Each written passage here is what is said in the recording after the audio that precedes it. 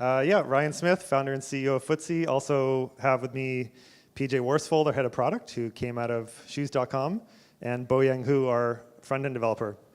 FTSY got created in the MBA program at UBC.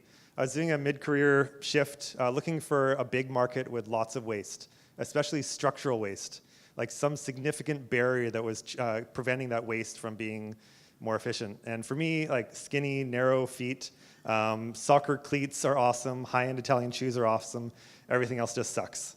And fortunately, half my MBA class was women. And so as I started talking this issue through, they're like, Ryan, you don't have a clue how hard it is to buy a product that looks great and feels great. Initially, we called this product Size Me, and also like, not interested in being size, thanks. But FTSY came up in an early focus group. They're like, you know, I go out and shop at Nordstrom, I try on a lot of things. It's like playing FTSY, just make sure I don't regret it tomorrow. Rebrand, right? So challenges of fit, as you're probably watching the news right now, and we saw this 3 years ago, retail is getting crushed. Like the whole industry is getting inverted, much like automotive 10 years ago. So if you had tried to look for companies like Tesla in like 05, 06, it'd be like, there's no way that they can compete with Ford and GM, and now their market cap is at or greater. The same thing's happening to retail. So brick and mortar is getting crushed, e-commerce is coming up, e-commerce has really low margins because of the high return rates, shipping costs, and of course, a lot of retail companies are dealing with legacy infrastructure systems on the tech side. So we built a mobile product that can be used in-store. It's live in 2 stores in Vancouver. I won't tell you which because they're closed beta right now. Dayton Boots. It's a Snapchat experience. So it makes it easy for a salesperson to snap your feet, set up a profile, create a new consumer, see you, recognize you, characterize you, and then recommend what types of shoe would fit your type of foot. And so it's the kind of thing that a human learns from working out at Nordstrom for 10 years. I've seen like 50 people just like you with the double wide. I've seen lots of people with that narrow. I've seen lots of people with the high arch. Humans do this.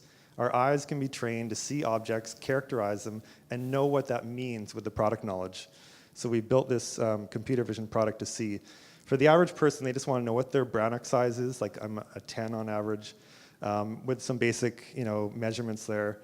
However, in the back end, we do complete 3D models accurate to within 2 millimeters across the surface, including arch reconstruction. So we can get you into those heels, pumps, or wedges that you're looking for, as well as the sneakers.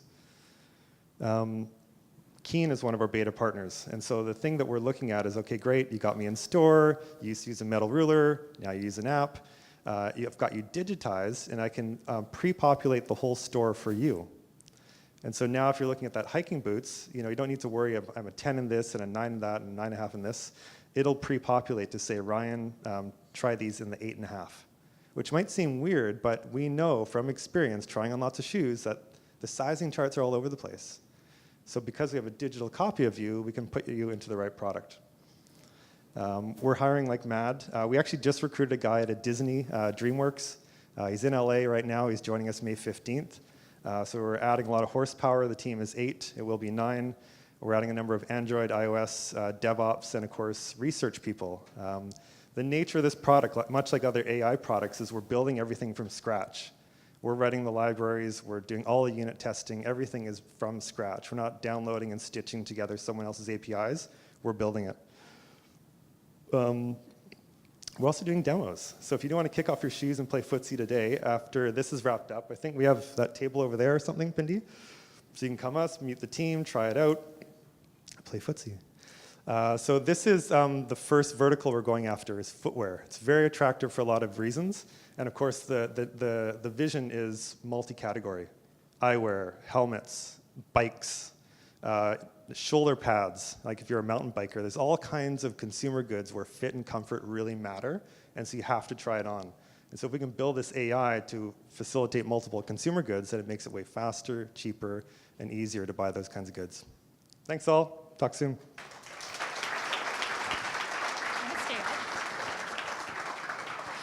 So I really fucked up today, like so fucked up. We usually have a Q&A.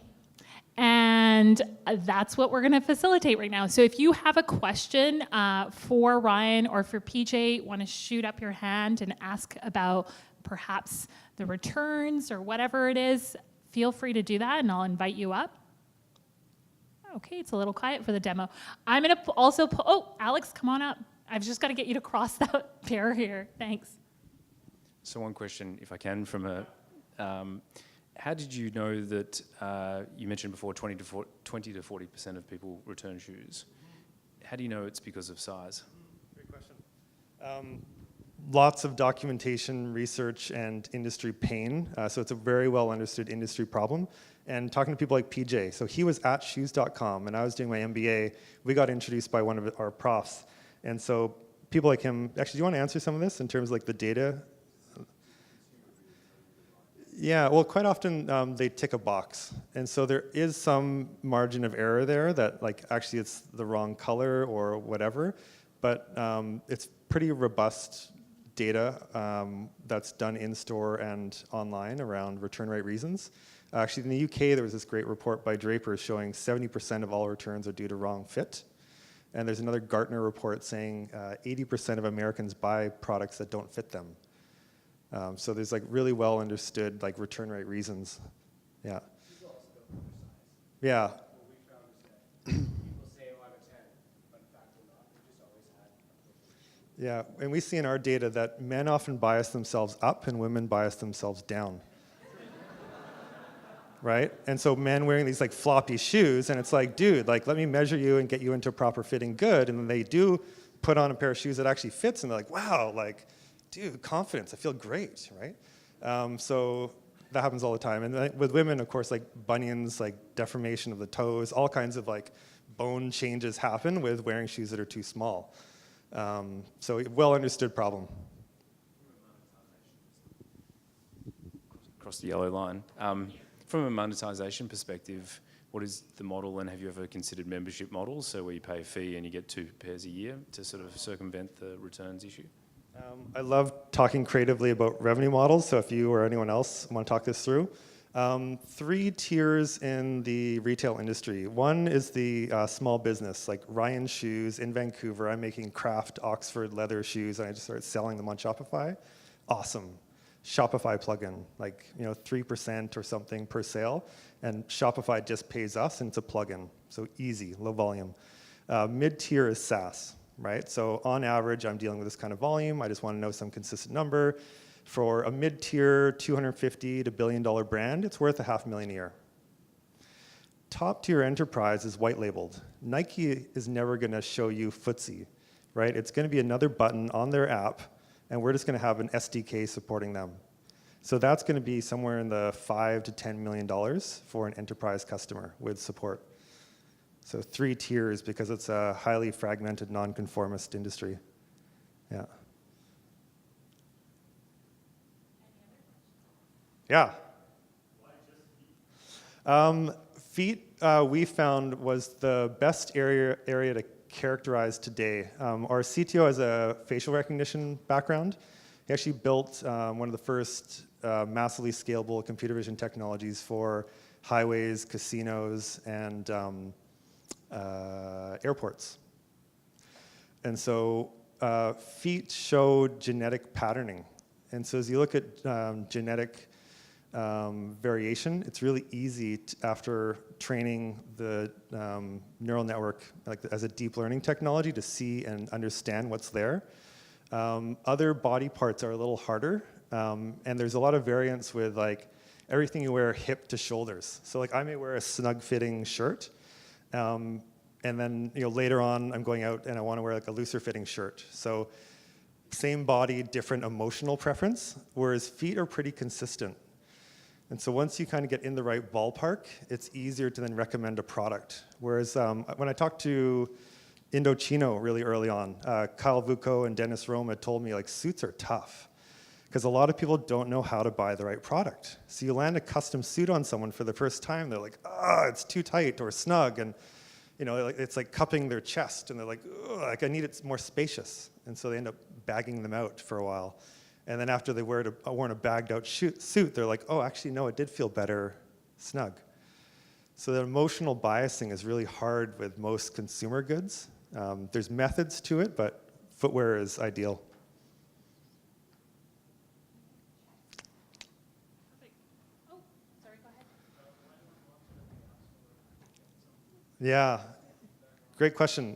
This is a big challenge with a lot of AI products, which is they need to be trained with high quality data. And so if we launch it into the public and then someone has a cat going by their feet and they're in their bedroom at 10 o'clock at night and there's like other clutter around the floor, they're all issues we have to like segment out of the imagery. And so it'll be possible in 9 to 12 months. It's an engineerable problem to be available at home, but in store it makes our MVP more M, right? Trained user, retail lighting, wood or concrete floors, awesome. But going to at home is a higher margin to hit so that it just works every time. Because our goal is like Cinderella, wave the wand and it just works, right? So to get there, it's 2 to 3 years of engineering. So it's unlike building a regular app. You've got to train the data set to see and understand and adapt. Yeah. Great. Thank you so much, Ryan.